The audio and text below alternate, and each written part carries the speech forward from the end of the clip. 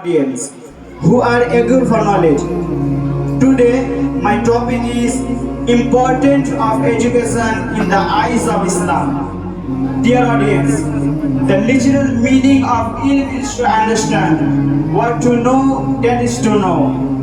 That is to know something according to what the information is ilm or education. Allah Almighty says in the Holy Quran, Surah Al-Zumar, chapter number 39, verse number 9, Allah says, قُلْ هَلْ يَسْتَوِي الَّذِينَ يَعْلَمُونَ وَالَّذِينَ لَا يَعْلَمُونَ.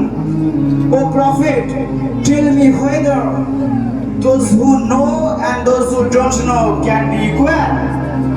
Never. Those who know and those who don't know can never be equal.